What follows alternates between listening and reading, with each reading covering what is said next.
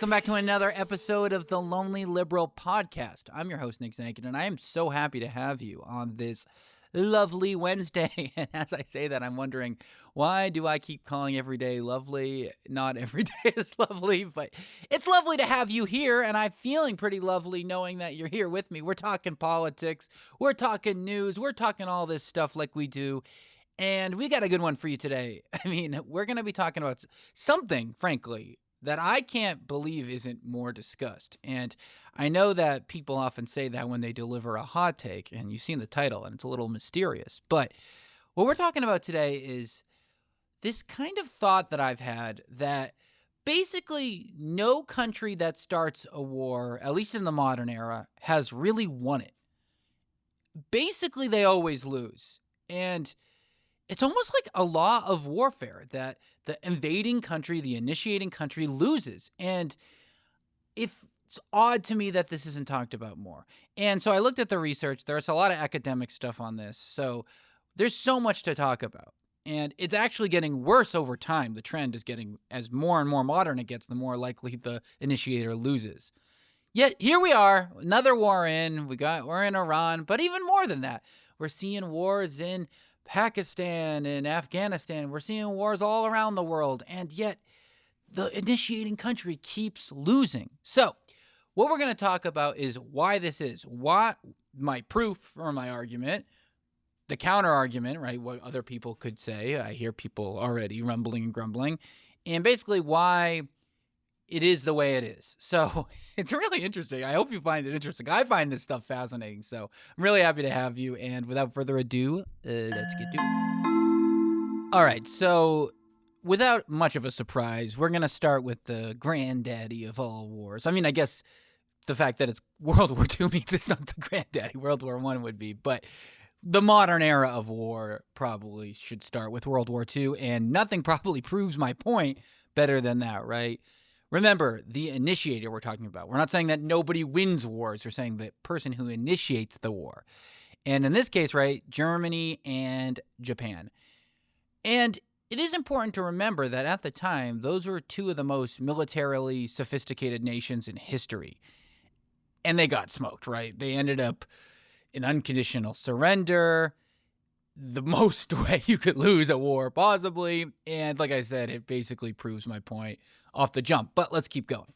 You have the Korean War. And for those who don't know, that was actually started by North Korea. They invaded the South, and that triggered that huge U.S. response. And basically, it ended where it started, right? No territorial gain. There's still the 38th parallel there, except 36,000 Americans dead, millions of Korean casualties, and literally nothing changed. You have the U.S. and Vietnam, right? The U.S. escalating and effectively initiating this huge war in Vietnam. Famously or infamously, right? No win. And 58,000 Americans killed. And North Vietnam,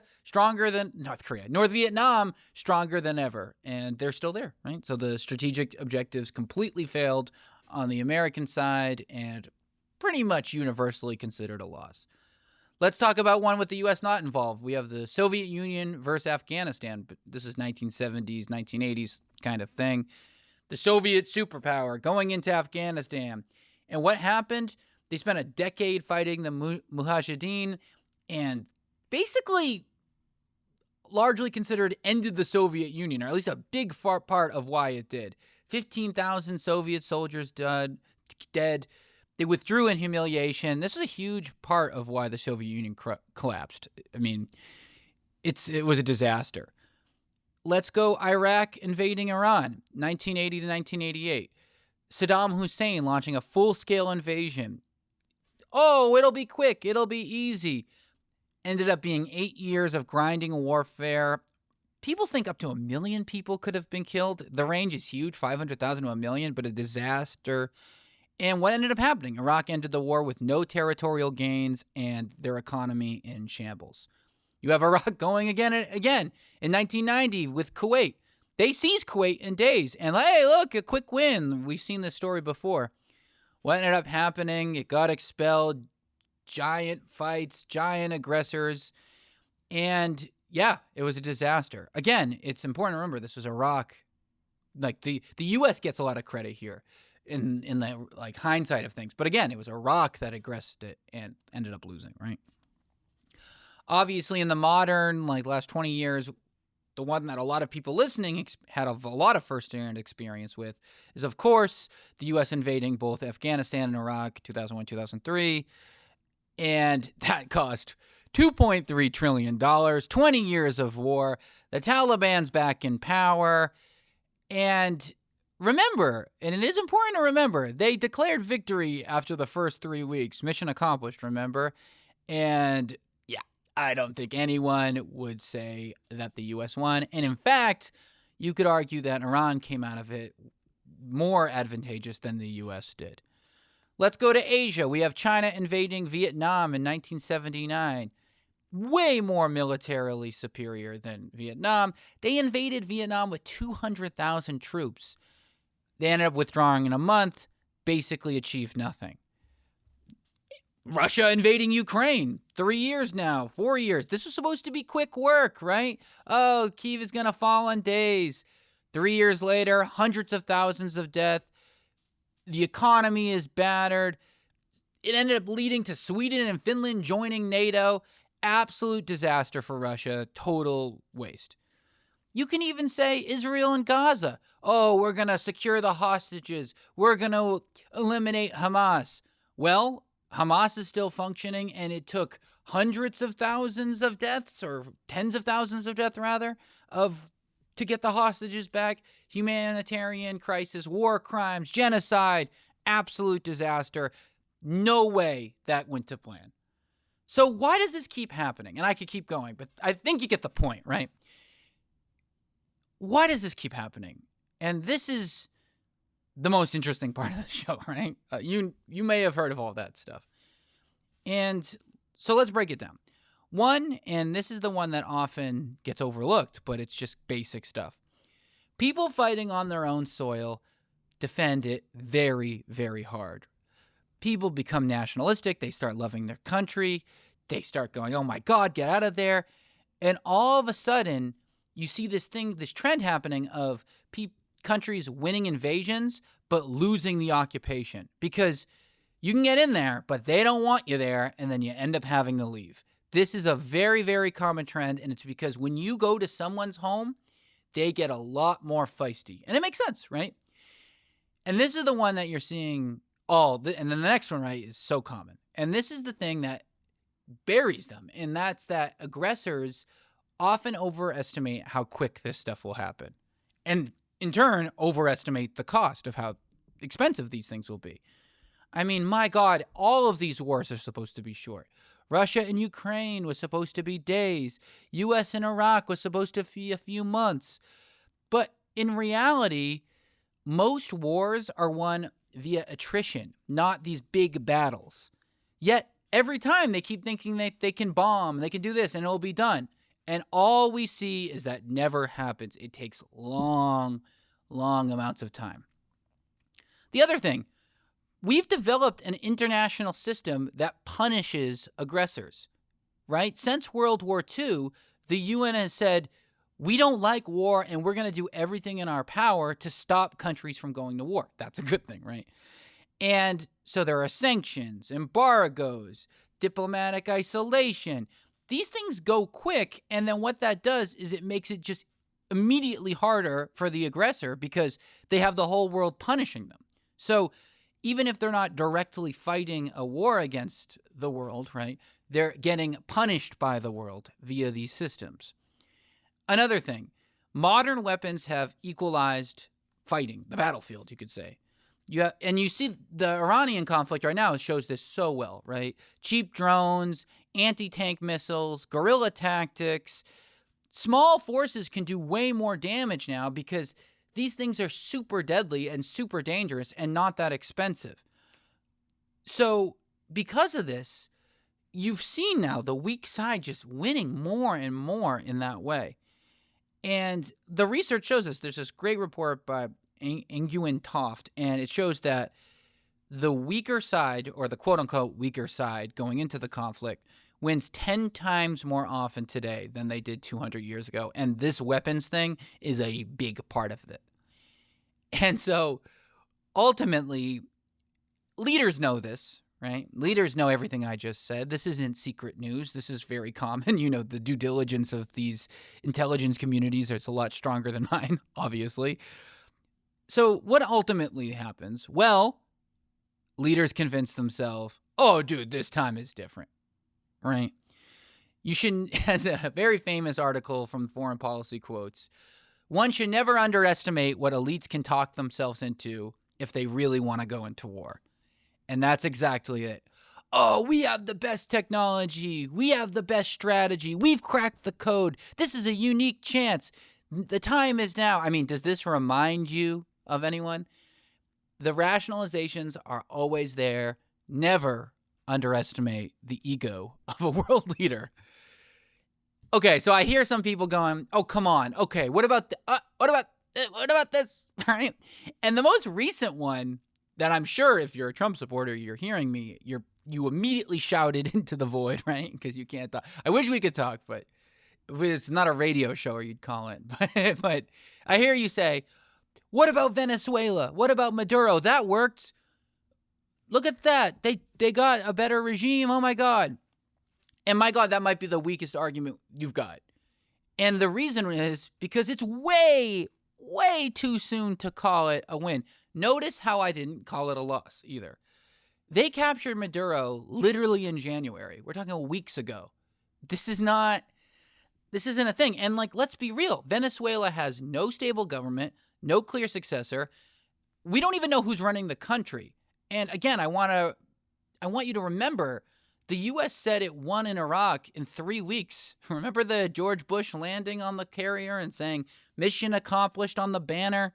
You feeling good about that? So let's just agree, too early to call. You could say Crimea and Russia, right? I mean, in 2014, Russia invaded Crimea in Ukraine. They took it, pretty much no consequences. Isn't that a win? I mean, it basically directly caused Russia and Putin particularly to think that they could do Ukraine in 2022.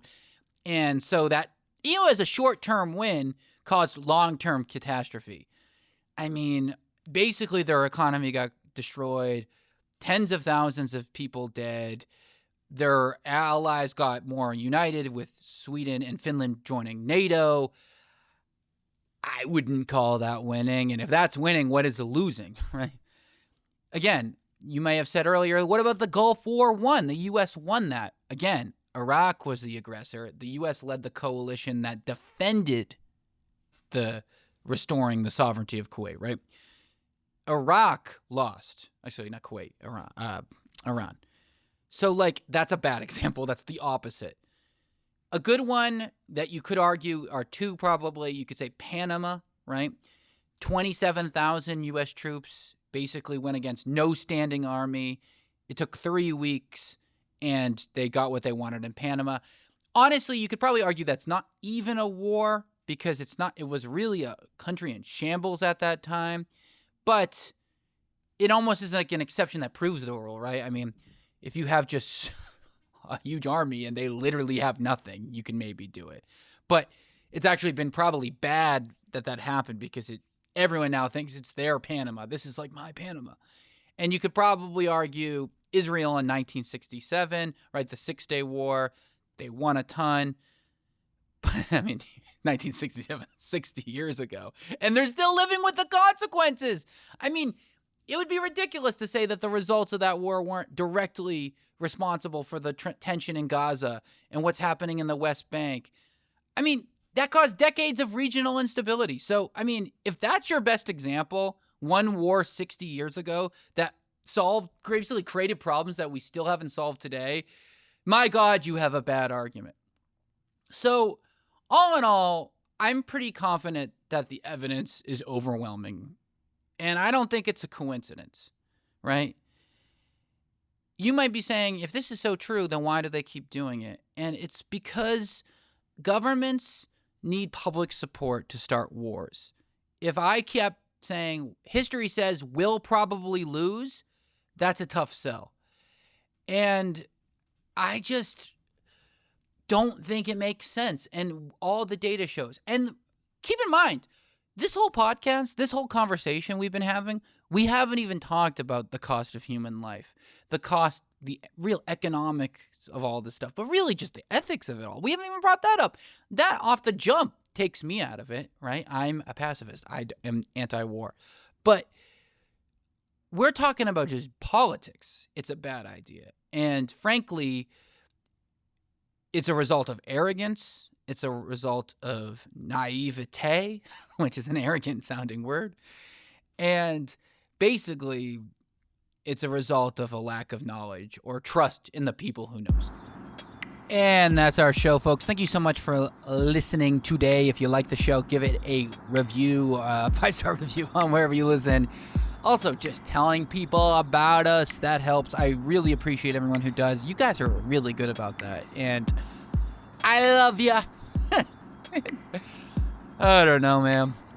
You know, it's funny. I do these shows, and I get all fired up at the beginning, and I got fired up during this one. But it really is just crazy how so many bad ideas just continue to become mainstream logics. I mean, same with like trickle-down economics and stuff like this, but like the war one is so bad because people die, obviously, and it's such a bad idea. And people know this. That's just the sad part. But at the end of the day, what can we do? All we can do is get smarter and smarter and realize, you know, the rules that people are playing with and things like that. And my God, do I love to ramble. Most people don't even listen to this part, but I love talking to you guys. It's funny. I almost did this episode on Cuba because I really do think that they're going to try something in Cuba any day. What do I mean by that? The U.S. will do something, whether it's a deal or an invasion. But this Iran conflict going so poorly, maybe it'll actually prevent it, but we'll see. I might do one next week about Cuba, but I actually am also going to write an article about this for the blog. I'm going to write up this because I feel like having it in front of you will be good to read. Also, Rick is making a put more. He's going to be posting more on that. He already is, but check out the Substack at The Lonely Liberal. Oh, yeah, write us in at thelonelyliberal.com. I got to do a new email, but thelonelyliberalpodcast@gmail. So, anyways, it's been real. I'll talk to you guys later. See ya. Bye.